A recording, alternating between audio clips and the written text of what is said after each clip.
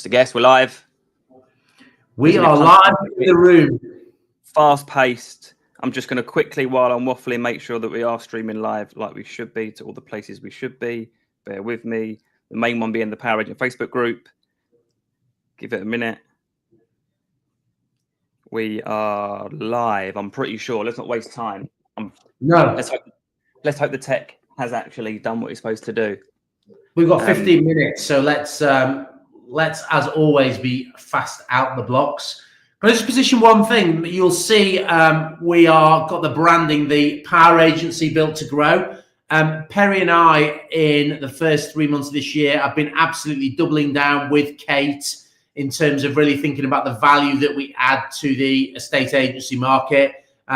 Estate agents, business leaders need more support than ever with their teams. And we are absolutely doubling down in terms of how we provide that support. So really exciting. You're going to be seeing a lot coming out from Perry and I and Kate to really add value, to throw the boomerang out there. And today is one of those seeds that's really important, linking into a webinar that we are doing on Wednesday. Is it 24th of April? 24th of April, isn't it?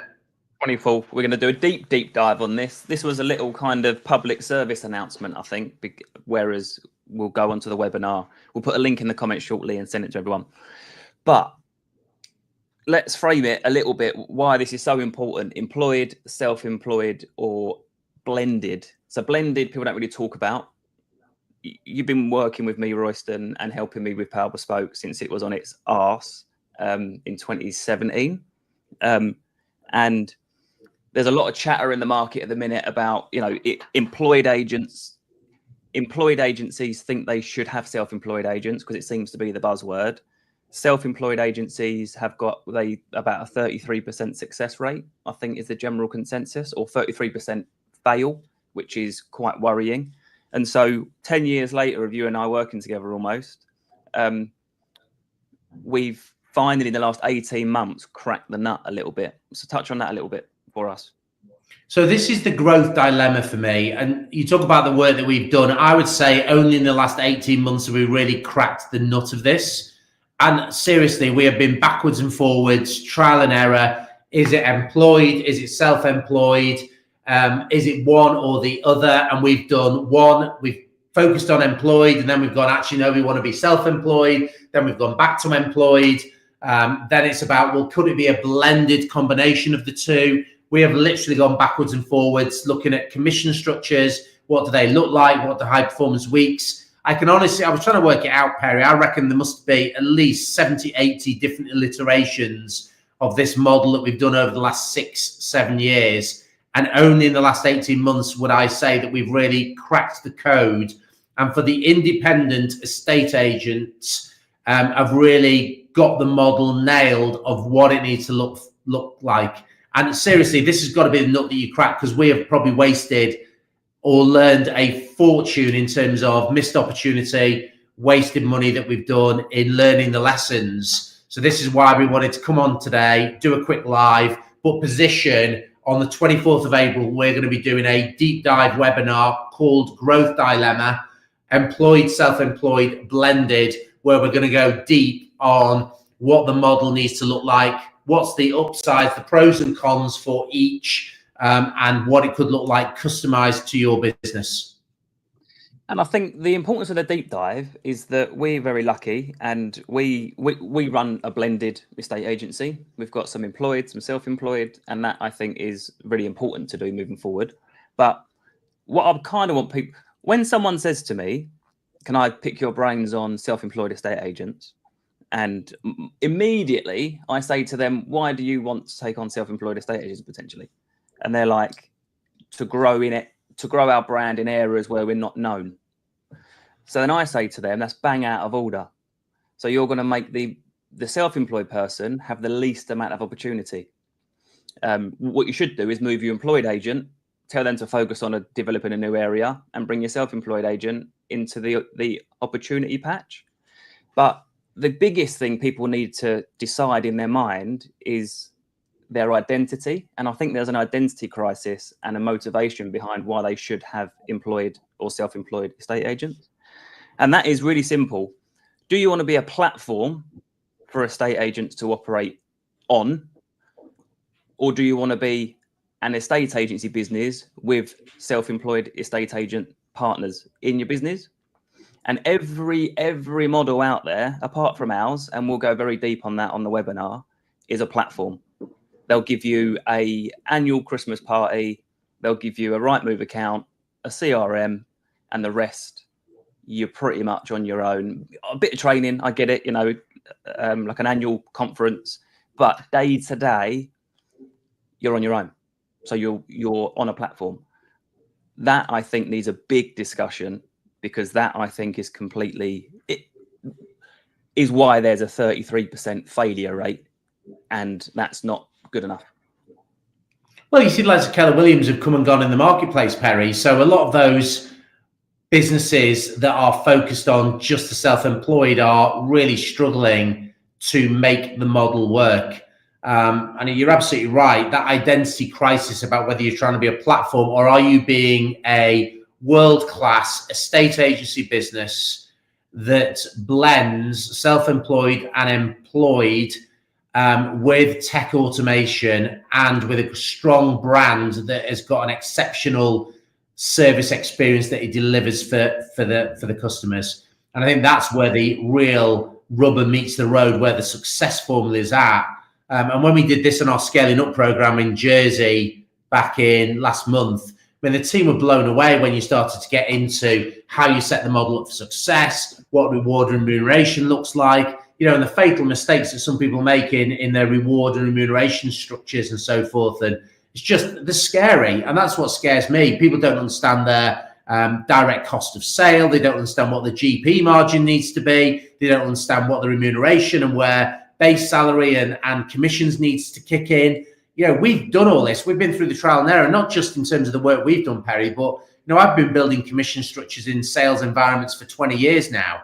And, you know, there's some fundamental flaws that I know so many estate agents and businesses are making now, where they are pouring money down the drain, or they haven't got the model right and they're not optimized and set up for success. So we just need to help people fast track and learn from us, avoid the trial and error, and learn from us in terms of the model that's taken us 7 years to perfect, which is now, and I think it might be worth just seeding, you know, some of the stuff we've got, because it is really flowing now. 18 months in, we have got the model absolutely cracked.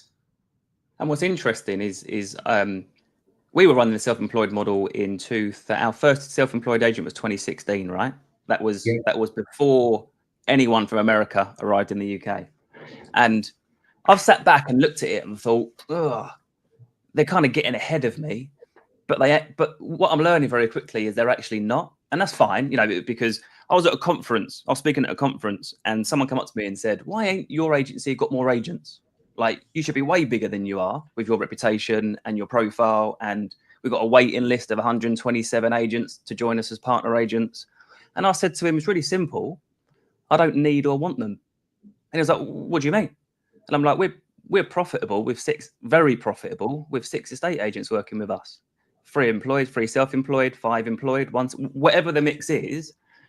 It's this whole Americanism, semi-pyramid scheme, multi-level marketing, like that is part of most of the American models, which I disagree with. I don't think you should be allowed to bring any agents on until you've proved a certain level of performance for yourself as a self-employed agent. But a lot of these companies are joining tomorrow and like, oh my God, I've joined so-and-so, you should too. I've been with them a week, I've made no money, I'm living on credit cards, but you should do the same too. Like, it's borderline disgusting. But I just said to him, I don't need or want more agents. It's not like who's got the biggest in the room, because who's got the most agents under their umbrella. For me, it's all about, most companies that I spoke to that haven't got scale. So EXP, probably the biggest one in the UK. The leadership team there are brilliant. I've met them all. Took me to lunch. We had a good chat. But they've got scale. If you haven't got scale, you cannot afford to give out 70% of the fee that's coming in to your business.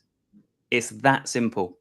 You are going to go out of business. And I know this because I nearly did, trying to pay 70% of the fee, because everyone else does it. That's just what partner agencies pay, 70% or 80% or whatever. So you've got to play your own game. You've got to have your own goals. Why are you doing it? What's your motivation? 10 years ago, my motivation was I'm not a good employer. I'm a great inspirer. I'm a great, look what I'm doing, come and do the same. But I'm not a great employer. I'm not a great manager, which was great when I met you, Royston, because you switched that from, you don't want to be a manager. You don't want people that you need to manage. You want to be a leader and you want to foster a leader culture. So we're going so deep on this, but the fundamentals are reason. And I went to, just on the identity crisis, two of the biggest brands of self-employed agencies that have come over from America took me to lunch before they even launched in the UK, right? And sat down, because we were operating a hub, if you like, and they were like, oh, you could be powered by so-and-so. And I'm like, oh, my kind of surname's Power. I should probably be powered by myself, to be honest. But they said to me, look, we're going to be the world's biggest training company. That was one of them. You can take your guess as to who that was.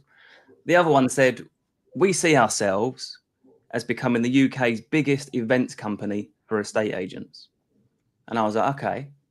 And I was like, I'm out. I've checked out straight up. What's wrong with being the UK's best estate agency for home movers? We just happen to do it with self-employed partner brokers and partner agents. Like, you're all missing the point that my client and our culture is, our client is the home mover first and foremost. Whereas for these platforms, the client is the agent and the secondary part of the process is the home mover. So I just feel like before you start thinking about, do we want self-employed agents? Is it a good way to grow? It's a good way to lose a hell of a lot of money, because if you're going to be giving out 70% of the fees that are already coming into your business, when you're only probably going to give out 30% to an employed person on average, you're going to lose money. So identity is important. And I'm so passionate about it because I believed in it for 10 years. I lost a load of money trying to achieve it for many years. And the last 18 months, as we've nailed it, absolutely nailed it. We've got self-employed agents operating extremely well, earning themselves a hell of a lot of money, but also giving us a 49% net margin.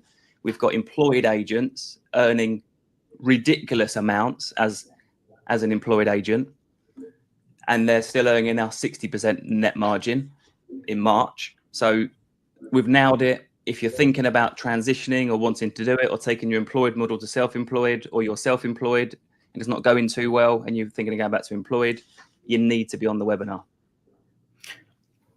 And one of the most important things for me there, Perry, is it doesn't have to be one or the other. I call it the tyranny of the or the genius of the and. It's not an employed or a self-employed model. It's about how do you have an employed and a self-employed model, which is where the blend comes in. Because what we've really proved is the power is in both. And actually, if you want to build a really elite, high-performance team, the combination, you can have both. And actually, there's a healthy tension by having both. They work in unison. And some of the best relationships we've got with the team in Power Bespoke, you've got self-employed and employed agents who are working closely together. So it absolutely can work. And I passionately believe that is where the future of the independent estate agency is. And we'll show you exactly how to do the model. And I'll tell you why that's the future, is because I've got a great example. One of our employed agents has just banked £55,000 this month, personally. Gross commission income, right? She sold houses and she's banked 55,000 quid. She earned a hell of a lot of money employed from that 55,000 quid. But Perry, just pause there a second, because some agents aren't even doing 55,000 as a business, let alone that is one of our agents in Power Bespoke. in So that's one the month. size of it, in 1 month. Yeah. But I met with her 6 years ago because she wanted me to employ her, and I wanted her to join the team, but I didn't want to employ her because I was so ignorant at the time. I'm like, no, we're a partner agency. We only have self-employed agents. She was like, look, okay, no sweat. I don't want to be self-employed. I'm loyal. I want to focus on building a business and a brand and help a business. I'm just not wanting to be self-employed. I was like, no worries. Wish you well. 7 years later, before I got out of my own way and my own ignorance got out the way, I employed her 3 years ago. And if I had done that 7 years ago, the business would be way further. She's now head of sales. She's an absolute machine. She's a beacon of a kind of, this is how it's done to all employed or self-employed agents coming in. So it's interesting. Like you sometimes need to get out your own way and come to these kind of webinars to look at the trial and error. We're going to be showing it all. It's really important that you see how a proper P&L is broken down and how that separates in the same zero account for an employed agent and a self-employed agent. Yeah. Because it's all about the mission. It's all about the goals. It's all about, if somebody self-employed aligns with us, great. If someone employed aligns with us, great. They can join us. It's all about alignment and mission, not how do you want to be taken on. So we promised to keep this to 15 minutes today, and we're just kind of slightly running over. So the date for the webinar, 24th of April.